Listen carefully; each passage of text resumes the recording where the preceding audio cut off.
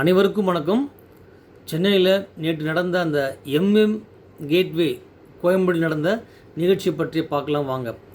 MM gateway பப் சம்பவம் ஒரு இரவு கொண்டாட்டம் எப்படி உயிரிழப்பாக மாறியது, ஆழமான அரசியல் மற்றும் சமூக விவாதம்.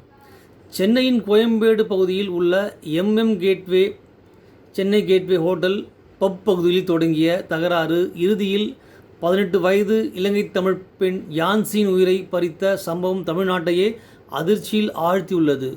இந்த சம்பவம் ஒரு சாதாரண சாலை விபத்து அல்ல. இது பப் கலாச்சாரம், இளைஞர்களின் கட்டுப்பாடற்ற கோபம், சட்டவிரோத நடவடிக்கைகள், சட்டம் ஒழுங்கு, சமூக பொறுப்பு என்ற 5 பெரிய கேள்விகளை எழுப்பியுள்ளது.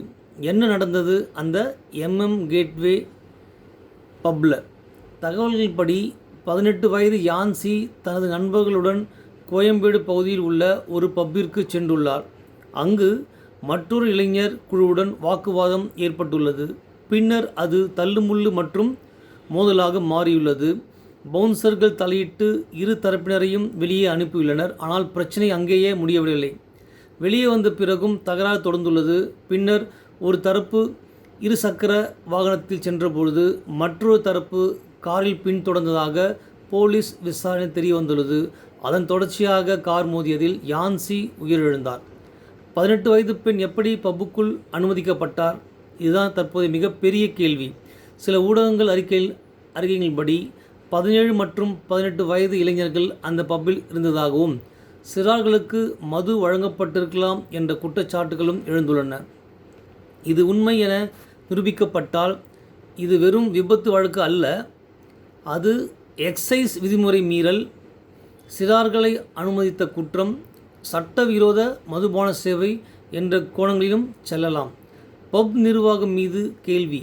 இங்கு ஒரு முக்கியமான விஷயம், உள்ளே சண்டை நடந்தது, பவுன்சர்கள் வந்தார்கள், இருவரையும் வெளியே அனுப்பினார்கள். அதன் பிறகு அவர்கள் பாதுகாப்பாக கிளம்பினார்களா, மீண்டும் சண்டை நடக்கிறதா என்பதை கண்காணித்தார்களா என்பதே கேள்வி. பலர் கூறுவது வெளியே அனுப்புவது மட்டும் பாதுகாப்பு அல்ல என்பதாகும். எம்எம் சென்னை கேட்வே தொடர்பாகவும் தற்போது சில கேள்விகள் எழுந்துள்ளன. 7 பேர் கைது, ஆனால் இதனால் மட்டும் போதுமா? போலீசார் 6 முதல் 7 பேர் வரை கைது செய்யப்பட்டுள்ளதாக பல்வேறு தகவல்கள் வெளியாகியுள்ளன. கார் பறிமுதல் செய்யப்பட்டுள்ளது, சிசிடிவி ஆதாரங்கள் சேகரிக்கப்பட்டுள்ளன. ஆனால் மக்கள் கேட்பது, காரை ஓட்டியவர் மட்டும் குற்றவாளியா அல்லது இந்த சூழலை உருவாக்கியவர்களுக்கும் பொறுப்பு இருக்க வேண்டாமா என்பதாகும். சமூக ஊடக தலைமுறை பிரச்சனை.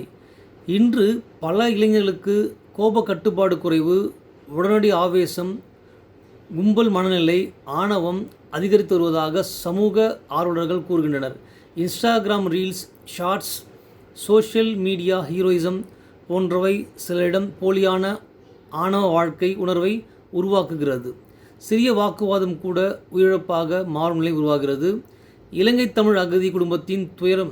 யான்சி ஒரு இலங்கை தமிழ் மறுவாழ் முகாமைச் சேர்ந்தவர். 12ஆம் வகுப்பு முடித்து மேல் படிப்பு கனவுடன் இருந்ததாக அவரது குடும்பம் தெரிவித்துள்ளது. ஒரு தாய் தனது மகளை வெளிநாட்டில் படிக்க வைக்க கனவு கண்டுள்ளார். ஆனால் இன்று அந்த தாய் நீதிக்காக கண்ணீர் வடிக்கிறார். இந்த சம்பவத்தின் மிகுந்த வேதனை இதுதான். அரசியல் தாக்கம். இந்த சம்பவம் தற்போது தமிழக அரசுக்கு ஒரு சட்ட ஒழுங்கு சவாலாக மாறியுள்ளது. குறிப்பாக இரவு நேர பப்புகள், அனுமதி நேர மீறல்கள், சிறார்களுக்கு அனுமதி, பாதுகாப்பு நடைமுறைகள் எல்லாம் ஆய்வுக்கு வரலாம். எதிர்க்கட்சிகள் சென்னையின் மையப்பகுதியில் பாதுகாப்பு எங்கே என்று கேட்க ஆரம்பித்துள்ளனர்.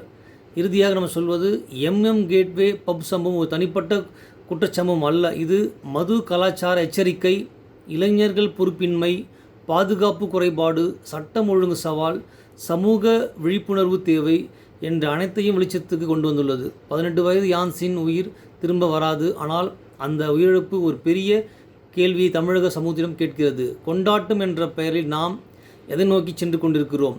அந்த கேள்விக்கான பதிலை அரசு மட்டுமல்ல, சமூகமும் பெற்றோர்களும் இளைஞரும் சேர்ந்து தேட வேண்டிய நேரம் இது. இந்த வீடியோ உங்களுக்கு பிடிச்சிருந்தால் லைக் பண்ணுங்கள், ஷேர் பண்ணுங்கள். நன்றி, வணக்கம்.